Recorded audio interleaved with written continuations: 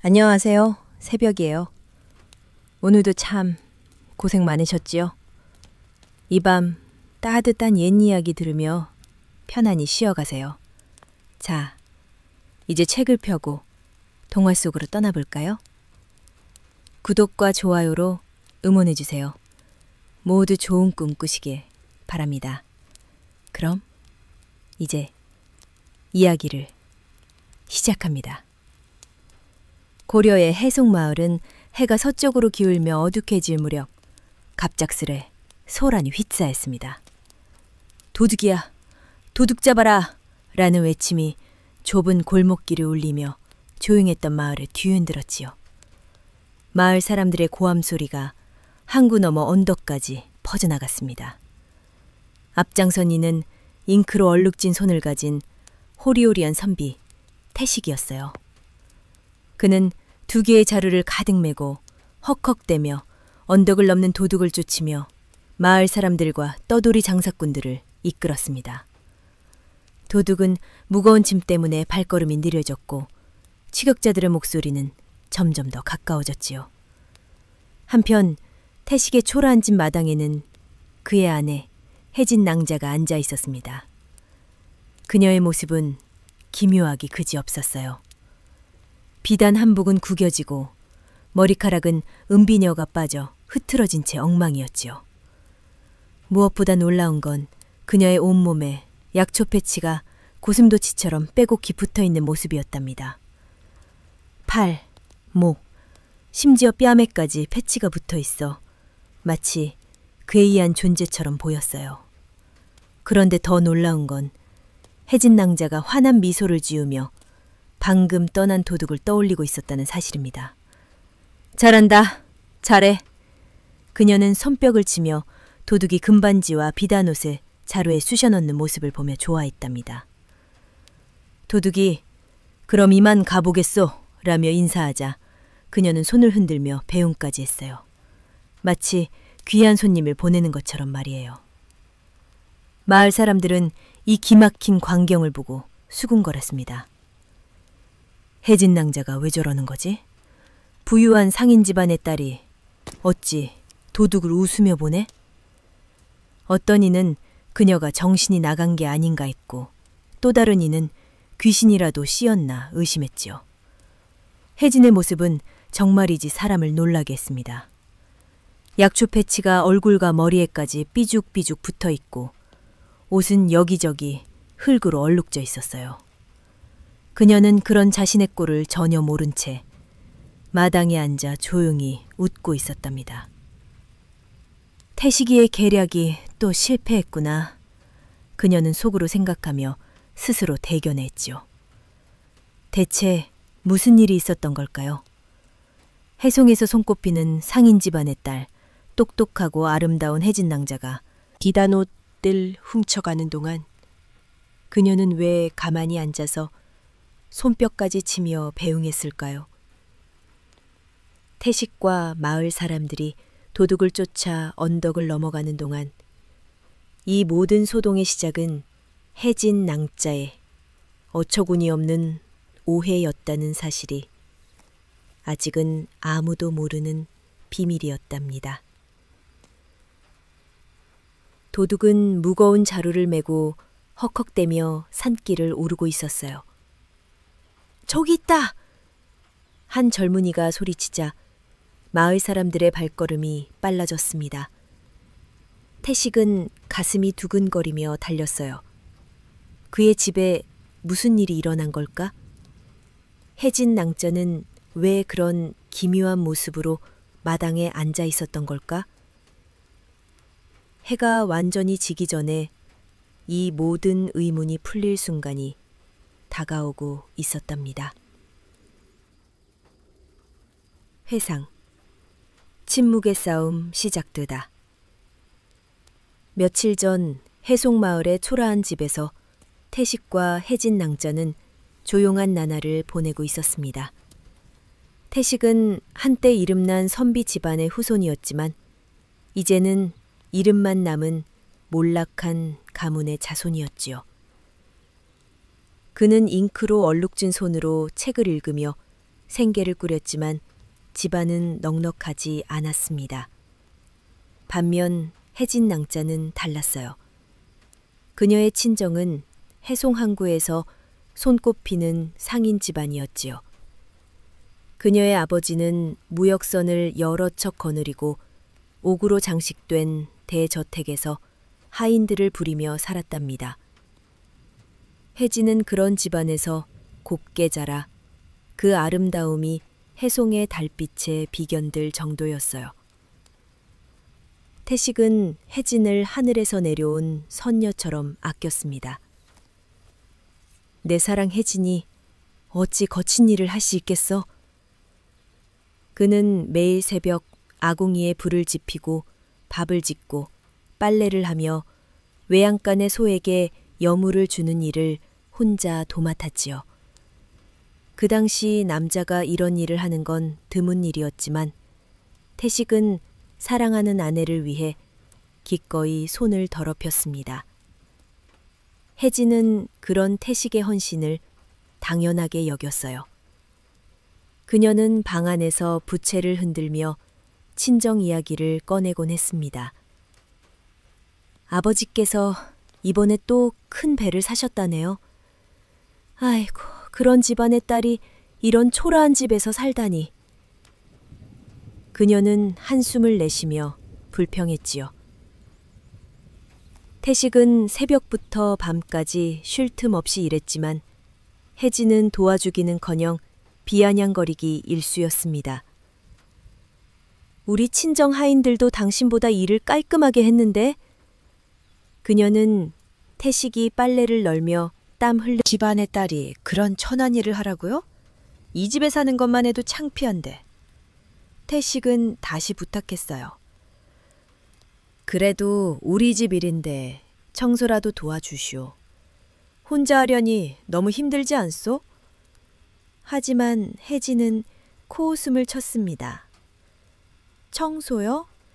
우리 친정에서는 그런 일을 단 한 번도 해본 적 없어요. 양반 교수가 어찌 그런 일을... 이런 다툼이 하루 이틀이 아니었지요. 태식이 아무리 정중히 부탁해도 혜진은 늘 친정 자랑만 늘어놓으며 거절했습니다. 어느 날 혜진이 친정 친구를 만나고 돌아와서는 더욱 기고만장해졌어요. 친정 친구 은희가 좋은 집에 시집 갔는데 하인만 20명이 넘는다네요. 아이고, 나만 이런 곳에서 고생하고 있구나. 그녀는 한탄을 늘어놓았습니다. 참다 못한 태식이 마침내 폭발했어요. 그렇게 친정이 좋으면 친정에 가서 사시오. 나를 하인 취급하지 말란 말이오. 혜진도 지지 않고 맞받아쳤습니다. 내가 언제 당신을 하인 취급했어요. 사실을 말한 것뿐인데. 태식의 목소리가 커졌어요. 사실? 매일 친정 자랑만 하며 나를 깔보는 게 사실이란 말이오? 새벽부터 밤까지 일하는데 당신은 손가락 하나 까딱 안 하잖소. 혜진도 화를 내며 소리쳤어요. 그게 뭐가 잘못됐어요. 내 신분에 맞지 않는 일을 안 하는 게 당연하잖아요. 우리 친정에서는 하인들이 다 했어요. 결국 둘은 감정이 격해져 서로 말하지 않기로 했습니다. 먼저 말하는 사람이 지고 이긴 사람의 말을 무조건 따르기로 내기를 걸었지요. 그렇게 집안에 침묵이 깔렸습니다. 그날 밤 두 사람은 서로 등을 돌리고 잠자리에 들었어요.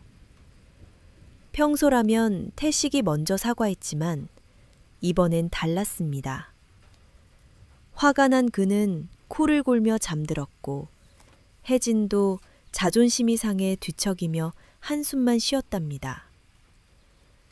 다음 날 아침 태식은 말없이 아궁이에 불을 지피고 밥을 지었어요. 혜진은 방에서 그를 힐끗 보며 속으로 생각했지요. 저 사람이 먼저 말하겠지? 하지만 태식은 묵묵히 일만 했습니다. 혜진도 질세라 나도 절대 먼저 말 안 해. 라며 마음을 다잡았어요. 이렇게 침묵의 싸움이 시작되었답니다. 오해가 쌓여가다 태식과 혜진 낭자의 집에는 무거운 침묵이 깔려 있었습니다. 내기 때문에 서로 한마디도 하지 않았지요. 아침이 되자 태식은 여전히 말없이 일어나 떠서 밥을 먹기 시작했어요. 평소 같으면 낭자 밥 드세요 라며 다정하게 말하곤 했는데 오늘은 달랐습니다. 혜진은 어쩔 수 없이 스스로 밥을 떠서 먹었지요. 두 사람 사이에는 말 대신 무거운 공기만 흘렀습니다. 밥을 먹고 나서 태식이 설거지를 하려는데 혜진이 가까이 다가왔어요. 태식은 혹시 도와주려는 건가 싶어 내심 기대했지만 혜진은 그저 찬장에서 뭔가를 꺼내더니 다시 방으로 들어가 버렸습니다. 태식은 실망했지만 말하지 않기로 다짐했지요. 곧 그는 이웃마을로 약속된 일을 하러 나갔습니다. 혜진은 문득 궁금해졌어요. 어디 가는 걸까? 언제 돌아올까? 하지만 내기 때문에 물어볼 수는 없었답니다. 태식이 나가자 집안은 더욱 조용해졌어요. 혜진은 방 안에 앉아 바느질을 하려 했지만 자꾸 창밖이 신경 쓰였습니다. 저 사람이 매일 저런 일들을 혼자 했구나. 그녀는 처음으로 태식의 고된 하루를 떠올렸지만 곧 마음을 다잡았어요. 내가 왜 그런 일을 해야 해? 우리 친정에서는 상상도 못할 일이야. 점심때가 되어도 태식은 돌아오지 않았어요. 혜진은 배고프지만 밥을 지을 줄 몰랐습니다. 평소에는 태식이 모든 걸 준비해 줬거든요. 결국 그녀는 찬장을 뒤져 찬밥과 김치로 대충 배를 채웠습니다. 오후가 되자 외양간에서 소가 여물을 달라고 울어댔어요. 혜진은 창문으로 내다보며 생각했어요. 저것도 태식이 매일 하던 일이구나. 하지만 직접 여물을 주는 건 상상도 할 수 없었지요. 상인 집안 딸이 어찌 그런 일을... 그녀는 고개를 저으며 자존심을 지켰습니다. 그때 대문 밖에서 목소리가 들렸어요. 나리, 계십니까? 혜진이 창문으로 내다보니 두 명의 떠돌이 장사꾼이 대문 앞에 서 있었습니다. 그들은 가끔 마을을 지나며 태식에게 밥을 얻어먹던 사람들이었죠. 혜진은 그들이 어서 가버리길 바라며 숨을 죽였어요. 하지만 장사꾼들은 대문을 두드리며 계속 불렀습니다. 배고프니 밥 좀 주십시오. 심지어 대문이 열려 있는 걸 보고 마당으로 들어왔어요. 혜진은 깜짝 놀랐지만 말을 하면 내기에서 지는 거라 아무 소리도 내지 않았습니다. 장사꾼들은 사랑채를 둘러보다가 혜진이 있는 방으로 다가왔어요. 아, 여기 계시는군요.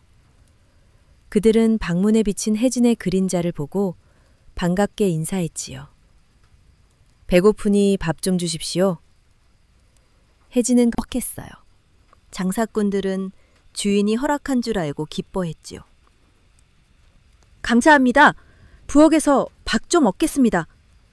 그들은 부엌으로 달려가 태식이 지어놓은 밥을 퍼먹기 시작했어요.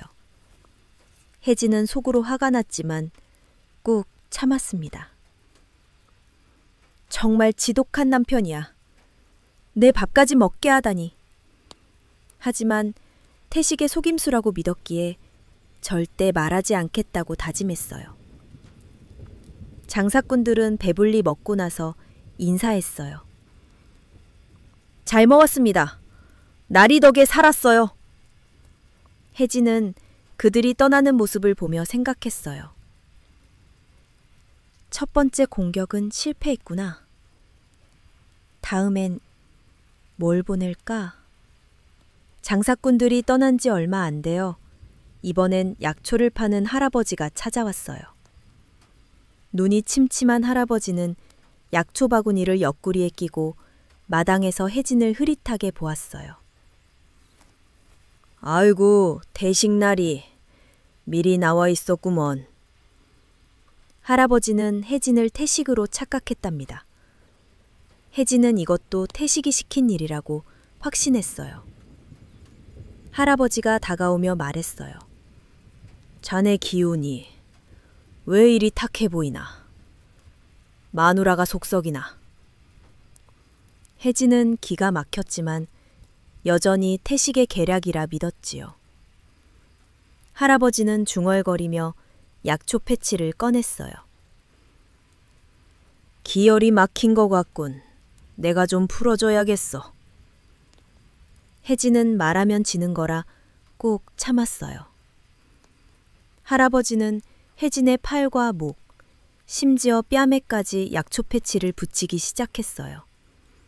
신기하게도 그 패치가 어찌나 시원했는지 혜진은 스르륵 잠이 들어버렸답니다.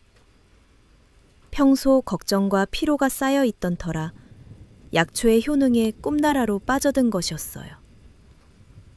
할아버지는 잠든 혜진을 보며 고개를 갸우뚱했어요. 어라, 뭔가 이상한데? 살결이 너무 고운 것 같군. 하지만 눈이 침침해 자세히 알아볼 수 없었지요. 특별한 혈자리에도 패치를 붙여야지. 할아버지는 혜진의 손목과 발목에도 패치를 붙였고 실수로 머리에 비녀까지 건드려 머리가 흐트러졌어요. 할아버지는 만족하며 말했어요. 이제 기혈이 잘 돌겠구먼. 푹 주무시면 몸이 나아질 거야. 그러고는 값을 청했어요. 약값으로 8푼이야. 할아버지는 혜진의 치마 주머니를 뒤져 돈을 꺼내고는 웃으며 떠났습니다. 혜진이 잠에서 깬 건 할아버지가 떠난 후였어요. 눈을 비비며 일어나다 깜짝 놀랐죠. 도둑질과 혜진의 실수. 해가 서쪽으로 기울며 해송마을에 어둑한 그림자가 드리워졌습니다. 혜진 낭자는 여전히 마당에 앉아 있었어요. 그녀의 모습은 기묘했죠.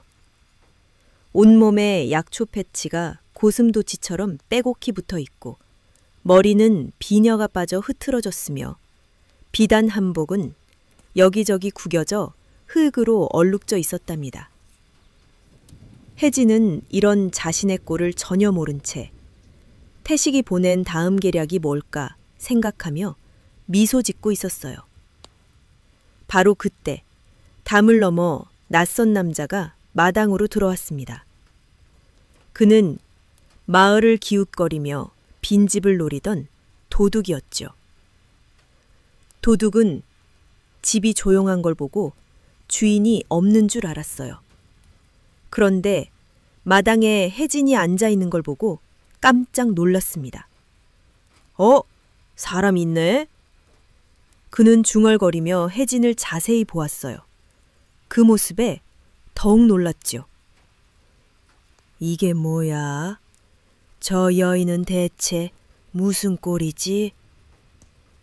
혜진의 얼굴과 머리에 약초 패치가 삐죽삐죽 붙어 있고 머리는 헝클어져 있었어요.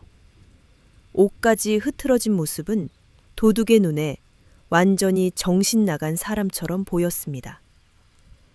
얼굴에까지 패치가 붙어 있다니 미친 여인인가? 도둑은 소스라치게 놀라 한 걸음 물러섰어요. 혜진도 도둑을 보고 깜짝 놀랐지만 곧 태식의 계략이라고 확신했어요. 이제는 도둑 연기까지 시키는구나. 정말 지독한 남편이야. 그녀는 속으로 웃으며 생각했지요. 이런 뻔한 수법에 내가 넘어갈 줄 알고? 어림없어. 혜진은 도둑을 향해 환한 미소를 지었어요. 어딘가에서 지켜보고 있을 태식에게 난 절대 속지 않아! 라는 모습을 보여주고 싶었답니다. 그런데 그 미소가 도둑에게는 더욱 무섭게 보였어요. 얼굴에 패치가 삐죽삐죽 붙은 채 희죽 웃는 혜진의 모습에 도둑은 겁을 먹었지요. 저 여인 완전히 미쳤구나. 아니면 귀신이라도 씌었나? 하지만 도둑은 곧 다른 생각을 했어요. 그래도 도둑질은 해야지. 미친 사람이라면 더 좋잖아. 뭘 가져가도 신고 못할 테니까.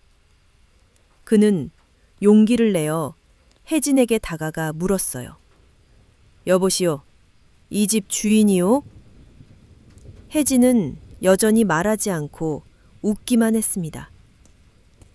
역시 제정신이 아니야. 도둑은 안심하며 집안을 둘러보기 시작했어요. 혜진은 도둑이 잘한다. 진짜 도둑처럼 구잖아. 그녀는 소중한 옷가지들이 정말로 훔쳐지는 줄 꿈에도 모르고 감탄했어요. 도둑은 점점 대담해졌습니다. 부엌으로 가서 녹그릇을 뒤지고 쌀도까지 열어보았어요. 쌀도 제법 있네. 그는 쌀까지 자루에 담았습니다. 혜진은 마당에 앉아서 도둑의 행동을 지켜보며 가끔 고개를 끄덕이거나 손뼉을 쳤어요.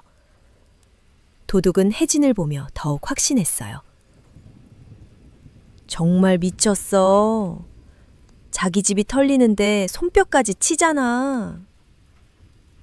그는 안방으로 들어가 귀중품을 찾았습니다. 혜진의 친정에서 가져온 금반지, 은비녀, 진주 목걸이를 모두 자루에 넣었어요. 그건 혜진이 가장 아끼던 보물들이었죠. 도둑이 안방에서 나오는 모습을 보고 혜진은 생각했어요. 어머, 내 방까지 들어갔네? 하지만 여전히 연기라고 믿었죠. 도둑은 마지막으로 헛간까지 뒤져 농기구 중 쓸만한 것들을 챙겼습니다. 그러고는 혜진에게 다가가 인사했어요. 그럼 이만 가보겠소. 좋은 구경 시켜줘서 고마워요. 도둑이 웃으며 말하자 혜진도 손을 흔들어 배웅했어요. 도둑은 어이가 없어 웃음이 나왔습니다. 세상에 이런 미친 사람도 다 있나?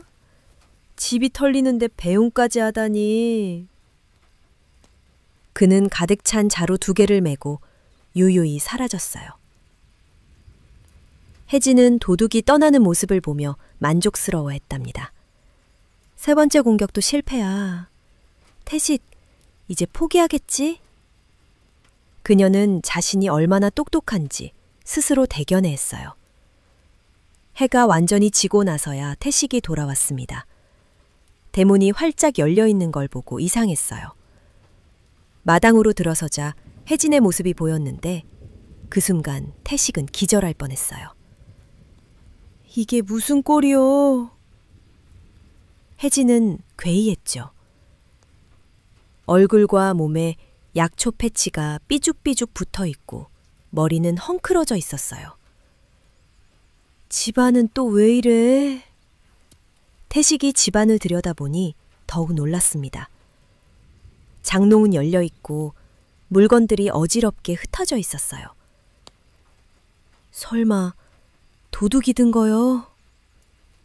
그 순간 혜진이 벌떡 일어나 소리쳤어요. 내가 이겼어요.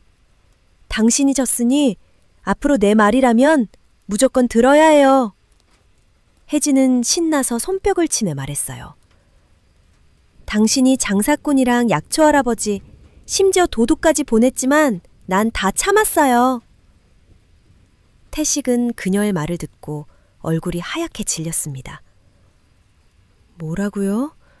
해결과 변화 태식은 분노와 다급함에 휩싸여 집을 뛰쳐나갔어요. 도둑이 우리 집을 털었어! 도와주시오! 그는 마을 사람들에게 도움을 청했지요. 마침 길에서 놀던 젊은이들과 낮에 밥을 얻어먹은 떠돌이 장사꾼들이 모여들었어요. 정말이요? 언제 일이요? 한 젊은이가 묻자 태식이 다급히 대답했어요. 방금 전이요. 자루 2개를 메고 간 남자를 못 보셨소? 그때 한 아이가 손을 들었어요. 저 봤어요. 저쪽 언덕을 넘어가던데요? 마침 지나가던 장사꾼들도 나섰습니다. 낮에 신세를 졌는데 가만히 있을 수 없지요. 의리는 지켜야죠. 그들은 주먹을 불끈 쥐며 말했어요. 태식은 감격했답니다. 고맙소. 일행은 도둑이 간 방향으로 달려갔어요. 얼마 가지 않아 한 농부가 이상한 남자를 봤다고 했어요. 맞아요. 자루 2개를 메고 헉헉대며 산길로 올라갔어요. 멀리서 한 젊은이가 소리쳤어요. 저기 있어요. 산길 중턱에서 무거운 자루 때문에 쉬고 있는 도둑이 보였지요. 도둑이야, 도둑 잡아라! 모두가 소리치며 달려들었어요. 도둑은 깜짝 놀라 도망치려 했지만 무거운 자루 때문에 제대로 뛸 수 없었어요. 억울해요. 주인이 가져가라며 웃고 손까지 흔들었다고요. 도둑이 변명했지만 아무도 믿지 않았어요.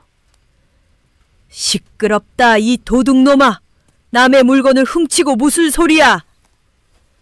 장사꾼들이 가장 화를 내며 도둑을 붙잡았어요. 자루를 열어보니 태식의 집 물건들이 모두 들어 있었어요. 다 우리 집 물건이요. 태식이 확인하며 소리쳤지요. 비단옷 금반지, 은비녀, 놋그릇, 심지어 쌀까지 그대로 있었답니다. 다행히 도둑이 멀리 가지 못해 하나도 빠짐없이 되찾았어요. 도둑은 기가 죽어 용서를 빌었어요. 죄송합니다. 정말 주인이 허락한 줄 알았어요. 그 부인이 웃으며 손뼉까지 쳤다고요. 하지만 아무도 그 말을 믿지 않았지요. 이 도둑놈을 관아에 끌고 가야겠소! 젊은이들이 소리쳤지만 태식은 손을 저었어요. 아니요. 물건만 찾았으니 이번만 용서하겠소.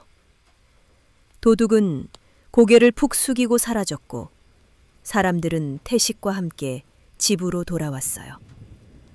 다 찾았으니 다행이요. 장사꾼들과 이웃들이 기뻐했답니다. 하지만 그의 목소리는 분노로 떨렸어요. 내가 꾸민 일이라니. 내가 언제 그런 짓을 했소? 혜진은 고개를 숙이고 몸을 움츠렸어요. 미안해요. 그녀는 작은 목소리로 사과했지만 태식의 화는 쉽게 가라앉지 않았어요. 미안하다고 될 일이요. 물건을 못 찾았다면 어쩔 뻔했소. 혜진은 자신의 실수가 얼마나 큰지 깨달았어요. 자존심과 고집 때문에 집안을 망칠 뻔했지요. 그날 밤 혜진은 잠자리에 누워도 잠이 오지 않았어요. 태식의 화난 목소리와 자신의 어리석은 행동이 떠올랐습니다.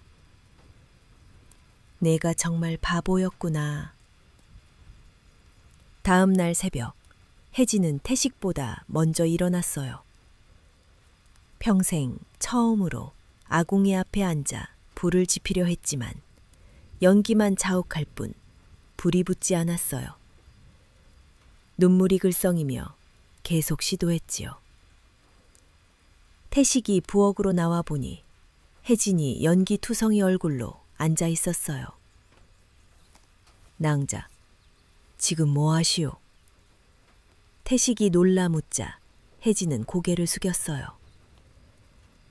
밥을 지으려 했는데 잘 안 되네요. 이런 일을 처음 해봐서. 그녀의 목소리는 떨렸습니다. 태식은 혜진의 모습을 보고 마음이 복잡해졌어요.